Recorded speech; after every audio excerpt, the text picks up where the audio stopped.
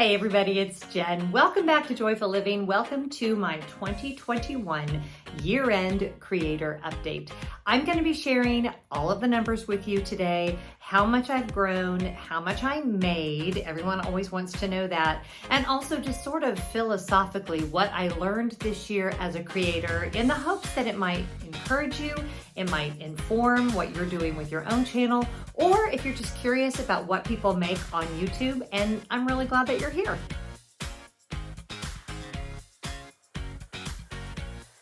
Let's talk about YouTube. Now, I have been a YouTube creator for, can't believe this, coming up in February, 4 years. So basically, I could have a college degree in YouTube creation. I don't. That's not even a thing, I don't think. Maybe it is. But I have learned a ton in that 4 years. But this last year in particular, I really felt like I made a shift from someone that looked at this as very much of a part-time job to really now it is my full-time career. And I don't make any apologies for that. Sometimes I feel like there's a little bit of shade thrown to people who YouTube is their career. And I just want to say, I don't throw any shade at anybody, no matter what they decide to do with their life.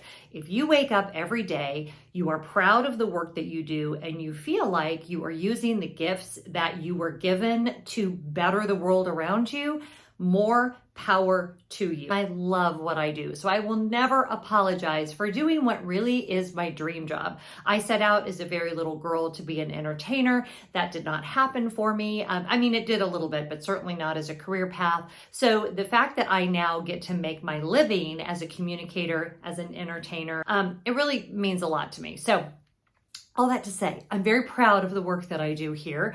And, by the way, if you're a creative and you wake up every day and you do something in a creative field, sometimes it can feel like you're a little less than, like those around you maybe don't think it's a real job. And I just want to say, is a real friggin' job. So speaking of real friggin' jobs, let's talk about numbers. Now, I have 2 YouTube channels. The one that you are watching me on right now, which, by the way, if you haven't subscribed already, this would be a fabulous moment in which to do so. Here on this channel, I cover mostly lifestyle topics, home organization, travel tips and tricks, unboxings of clothing and things along those lines. And then on my other channel, which is called Lefforge, I focus mostly on travel and mostly on Disney travel. So that's more of that sort of channel.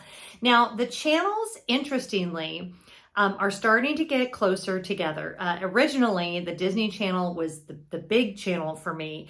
And as I started going into other areas and I found that my interests lie in other areas instead of just Disney, I made the decision to start another channel.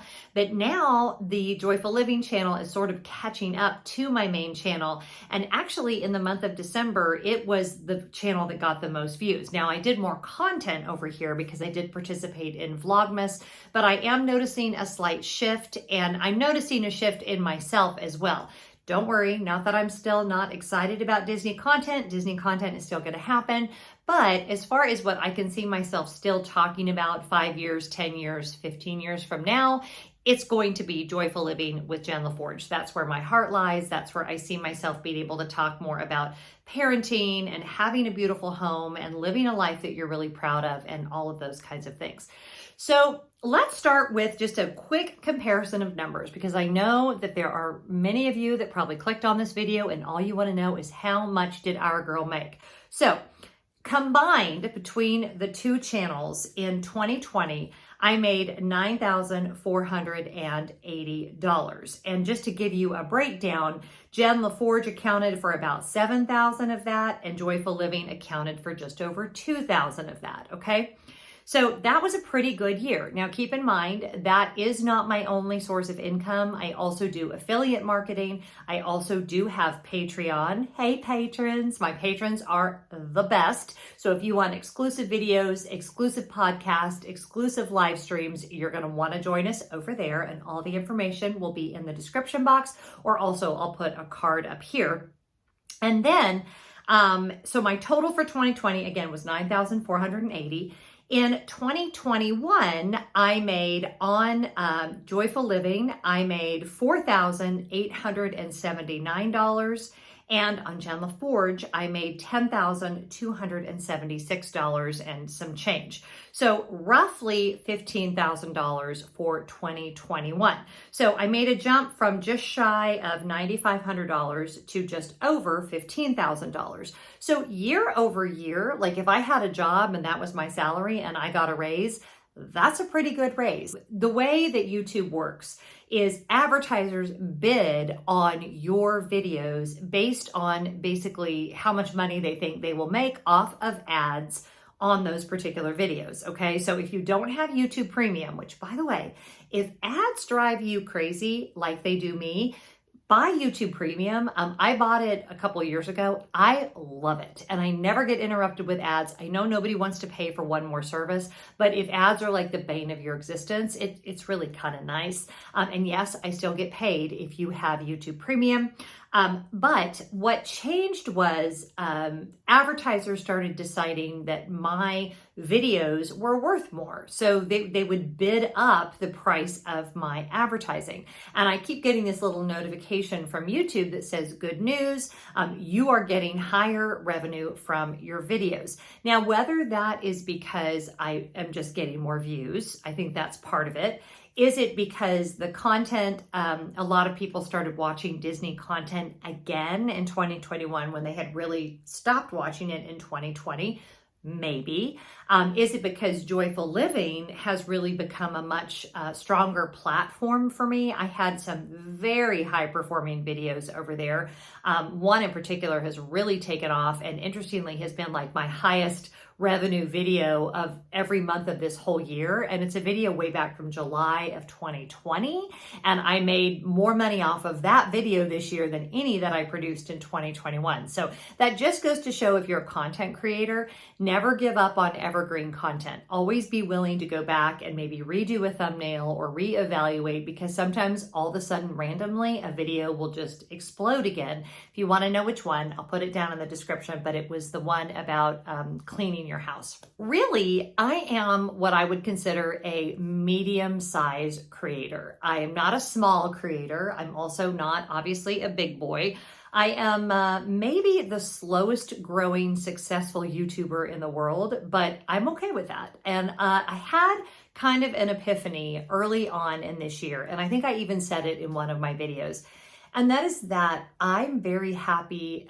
The analogy I used was being a small boutique store instead of Target. So you have YouTube creators that I would say are more like Target, right? They have huge channels. A lot of the time it takes a staff of people to run their operation. They're wildly successful. I watch a lot of them. I would, in my genre, an example of this would be somebody like Disney Food Blog, someone like that. I love those companies. I know some people that work for those companies, but that's not what I aspire to be. I like having my little boutique space here on the internet where I actually know a lot of my regular viewers. I'm able to chat with you guys in the comment section. The community here is very important to me. And that was a huge epiphany for me, was what kind of creator do I want to be? Do I want to, just always be doing big splashy videos that get tons of views? Or is it more fulfilling for me to kind of have this boutique audience where they know I'm putting a ton of authenticity, a ton of time, a ton of love and connectivity between the viewer and myself into each video? That's really my sweet spot and what I really wanted to do. So the good news is I was able to do that, and I was still able to grow my income. Now my Patreon also grew. My consulting income also grew, and I did have some various different marketing things that came through for me. And so it really ended up being about an 80% increase overall in salary, which I will take. An 80% increase in salary is not bad. Yes, I had to pay quarterly taxes this year. Yes, that was a little bit painful. But as I recently said on Twitter, I'm very grateful to have to pay taxes, because I know so many people who work as communicators and as creatives that don't have any income to pay taxes on. So you will never hear me complain much about paying my taxes. Those are the numbers themselves. Now, what I hope these numbers also show you is if you are a YouTube creator relying on AdSense revenue alone, is probably not going to allow you to quit your day job, okay? If you want it to be a part-time income, if you want it to supplement what you're already doing with your career, I am actually a proponent of having a career that you love before maybe you even do this, because I didn't start YouTube till I was done with my professional career. I worked for 25 years in various fields, including medical and ministry and retail. And this is my semi-retirement gig, right? This is not it's something I hope to do for many, many years, but it's a creative expression for me. And it's something that I was able to do because I had a big career first. And I know I said at the beginning, I'm not casting aspersions on anyone or throwing shade, which is another word to say casting aspersions. But honestly, I don't think YouTube is a fabulous career path to kind of start out on. I think if it's something that you're passionate about, it's a great thing to do and see where it takes you. But personally, I'm a little nervous, even for myself, of how much I put into YouTube still being there, because social media is a very fickle thing. FTC regulations are very fickle things. The internet is a very fickle thing. And so every year that I do it, I never take it for granted, but I am trying to diversify my skill set a little bit so that even less so I am dependent on that AdSense revenue. And that brings me to what happens next with my two channels. So with my two channels, I have gained an amazing following, and I don't like the word followers. I really consider you guys more like my friends, but I try to never take that for granted. And I certainly never want to throw that influence away. It's why you don't see me do a lot of sponsored videos. It's why you don't even see me use affiliate links to a great extent. I will use them, especially if it's a product that I believe in, and I have no problem doing so. But I really don't want to rely on affiliate marketing as an income stream, because I feel like when I do that, I start to feel pressure to push products on you guys that I may not absolutely love.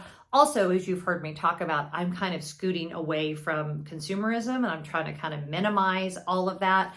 So there's less and less of that on my channel. But I realize that if I want to scale my business, I'm going to need to have something to offer that will generate more income. Now, sometimes I feel like we apologize for ambition. And I just want to say, I am a naturally very ambitious person.